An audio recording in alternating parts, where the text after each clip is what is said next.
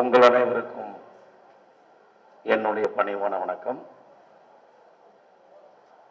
பாடம், படிப்பு, பட்டம் இதெல்லாம் கற்றுக் கொடுத்தா கற்றுக்கலாம், காசு கொடுத்தாலும் வாங்கிடலாம். ஆனால் தர்மம், சிந்தனை மாத்திரம் நம்ம ரத்தத்தில் இருக்கணும், இல்லைன்னா வராது. இது நிறைய பேத்துக்கு இருக்காது. நான் 77 மெட்ராஸுக்கு வந்தேன். என் லைஃப்ல கிட்டத்தட்ட 90% சந்தோஷங்கள் மட்டும்தான். என்னைக்காவது ஒரு நாள் சோகம். எங்க அம்மா எங்க அப்பா இறந்தனைக்கு கூட கொஞ்சம் சந்தோஷமா தான் இருந்திருப்பேன்.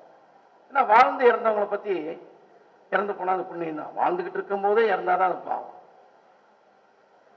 நான் இதே வடப்பள்ளியில வந்து சிங்கிள் டீக்கு லாட்டரி அடிச்சிருக்கிறேன், பிளாட்ஃபார்ம்ல தூங்கியிருக்கேன். அதை பத்தி நான் கவலைப்படல. ஏன்னா சினிமாவில் நம்ம ஒரு நடிகனாகணும், சாதிக்கணுங்கிற எண்ணம் முன்னாள் இருந்தது. அதனால இதை பத்தி நினைக்கல. ஆனா பட் இந்த 2015 மழை வரும்போது, மழை வந்ததுக்கு அப்புறம் அந்த என்னோட இடத்துல ஆல்மோஸ்ட் 4 மாவட்டங்களை போட்டு பிரட்டி எடுத்துருச்சு. என்னோட சாலிகிராமியத்தில் பார்க்கும்போது ரொம்ப சோகம். சோகம்னா உச்சகட்டம். ஏடிஎம்ல பணம் எடுக்க முடியல, சொந்த அக்கௌண்ட்ல பணம் போடவும் முடியல, எடுக்கவும் முடியல. நகையை கொண்டு போய் மார்வாடிகளை வச்சா பணம் இல்லைன்றான், கேஸ் கேட்டா கேஸ் இல்லைன்றான், காய்கறி இல்லைன்றான், அரிசி இல்லைன்றான். மொத்தத்துல ஜனங்க கிட்ட பசி நிறைய இருக்கு, உதவுறதுக்கு ஆள் வேணும். இதை தவிர வேற எதுவுமே கிடையாது இப்போதைக்கும். எப்படியாவது அப்படி இப்படி கஷ்டப்பட்டு நம்மளுக்கு தேவை வந்து 2: சமைக்கிறதுக்கு உண்டான பொருள், சமைக்கிறதுக்கு ஆளு, கொண்டு போறதுக்கு வாகனம். இந்த 3 எனக்கு கிடைச்சது. அது நான் வந்து லைஃப்ல மறக்க முடியாத ஒரு விஷயம். 1008 கல்யாணம் பண்ணதுக்கு சமம் இந்த 10 நாள் பட்ட அவஸ்தைகள். அதுல எங்க டைரக்டர் சொல்ற மாதிரி ஆனந்த அவஸ்தைன்னு கூட சொல்லலாம்.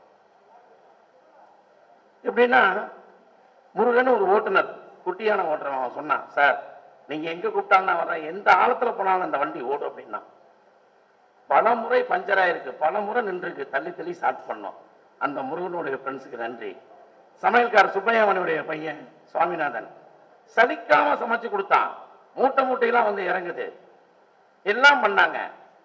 ஆத்திர அவசரத்துக்கு பணம் கடன் கேட்டேன், கடன் கொடுத்தவங்க எல்லாம் இப்ப பணம் வேண்டான்றாங்க. இதுல என்ன ஒரு பெரிய கொடுமைன்னா, நாள் டைம் எல்லாம் பார்க்கவே இல்லை. எங்க சாலிகிராமத்துல இன்டீரியர் போகும்போது போறதுக்கு வழி இருக்காது, சின்ன சந்து. அதுல நைட்ல வந்து ட்ரம்மு கட்டின போட்ல போறோம். நைட் 8 மணிக்கு கரண்ட் கிடையாது. என்கிட்ட ஒரு டார்ச் லைட் இருக்கு, அதுல நான் அப்படியே அடிச்சு பாக்குறேன். லைனா வீடு. எங்க குரூப்ல ஒரு சில பேர் போய் முன்னால கத்துறாங்க, யாராவது இருக்கீங்களா, யாராவது இருக்கீங்களான்னு. எல்லாத்துக்கும் இடுப்புக்கு அளவு தண்ணி. அப்ப கொஞ்சம் குழந்தைங்க குடிக்க தண்ணி வேணும் அப்படின்னாங்க. மனசு தாங்கல. மெட்ராஸ் ஃபுல்லா தண்ணியா இருக்கு, ஆனா வீட்டுக்குள்ள குடிக்க தண்ணி இல்லை அப்படின்னு திருவண்ணாமலையிலிருந்து 18,000 பாட்டில் தண்ணி ஆர்டர் பண்ணி வர வச்சேன். கொடுக்கறதுக்கு பணம் கம்மியா இருந்தது. சத்யராஜ் சார்ட்ட போன் போட்டேன், பணம் வேணும்னு 50,000 கொடுத்து அனுப்பிச்சாரு. என்னுடைய பாஸ்கர் காலனி சம்பந்தப்பட்ட முரளி ஃப்ரெண்ட்ஸ் ஒரு 30,000 கொடுத்தாங்க. அது மாத்திரம் இல்ல, நேற்று ஒரு ஏரியாவுக்கு தண்ணி பிஸ்கட் கொடுக்கும்போது அவங்க சொல்றாங்க, பசிக்குது சார் 2 நாள் ஆச்சுன்னாங்க. என்னடா பண்றது, பணம் இல்லைன்னு நினைச்சேன். டக்குன்னு அமெரிக்காவில இருந்து ஒரு போன் பண்ணி, என் வீட்டு பக்கத்துல ஒருத்தர், சார் என் பையன் உங்ககிட்ட ஒரு 30,000 பணம் கொடுக்க சொன்னான், அந்த பணத்தை எழுதி சமைச்சு போட்டேன். அதுக்கப்புறம் நான் துணி நிறைய கொடுக்கறத பார்த்துட்டு அவரே என்கிட்ட போய் குமரேஸ்வரர் ஒரு 50 பழம் எடுத்து நேற்று கையில கொடுத்துருக்காரு. நான் கேட்டேன், சார் இதெல்லாம் ஏன் என்கிட்ட கொடுக்குறீங்கன்னு. இல்லை சார், பணம் இருக்கு, கொடுக்கறதுக்கு ஆள் இருக்கு, ஆனா போய் சேர்றதுக்கு உண்டான ஆட்கள் ரொம்ப கம்மி. உங்களை மாதிரி ஆட்கள் இருந்தா நேரா போய் சேருவோம் அப்படின்னாங்க. எதுக்கு சொல்றேன்னா, இதயக்கனிங்கிற ஒரு படத்துல எம்ஜிஆர் அவர்கள் கர்நாடகா மாநிலத்தில் நடிச்சிட்டு இருக்கும் போது ஒரு நடிகர் தேவைப்பட்டது. சார் அங்கிருந்து தமிழ்நாட்டில் வந்து கூட்டு போகணுமா, அங்கேயே ஒரு ஆர்டிஸ்ட் யாரையாவது பாருங்க அப்படின்ட்டு ஒரு கண்ட ஆர்டிஸ்ட போட்டு எடுத்துட்டாங்க சீனு. அற்புதமான கேரக்டர், அது முக்கியமான கேரக்டர். 3 நாளா வந்து எம்ஜிஆர் நடிச்சாராம். 3 நாளா போய் தன்னோட பையன்கிட்ட போய் சொல்றாரு அந்த நடிகர், தமிழ்நாட்டுல இருந்து எம்ஜிஆர் ஒருத்தர் வந்திருக்காரு, தினந்தோறும் பெட்டியை ஓபன் பண்ணி வர்றவங்களுக்கு போறவங்களாம் பணம் அள்ளி கொடுக்குறாரா, நான் ஏதோ விளம்பரத்துக்கு கொடுக்குறாருன்னு நினைச்சேன், 3 நாள் கொடுத்துட்டு இருக்காரு அப்படின்னா ஒரு பையன்கிட்ட சொல்றாராம். அவரோட பையன் வந்து மெட்ராஸ்ல வந்து ஆர்டிஸ்ட் ஆயிட்டாரு. அவரும் நிறைய முறை எம்ஜிஆர் கொடுக்கறத பார்த்துட்டே இருந்தார்.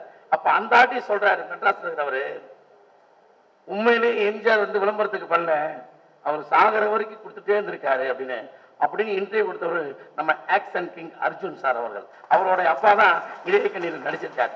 எதுக்காக நான் அந்த சம்பவத்தை இங்க சொல்றேன்னா, இங்க உதவி புரிந்த திரு பார்த்திபன் சார் ஆகட்டும், வெளிநமத்திற்கு அத்தனை நடிகராகட்டும், வெளிமாநிலம் வந்தவங்க மக்களாகட்டும், அத்தனை பேருமே விளம்பரத்துக்காக செய்யவில்லை, உண்மையாக மனிதநேயத்தோட செய்திருக்காக நினைச்சு இந்த மாதிரி மேடல் ஏறி பேசுறதுக்கு நான் பெரிய புண்ணியம் பண்ணியிருக்கேன். ஏன்னா நான் விட்டு அசிஸ்டன்ட் டைரக்டரா இருந்தேன்.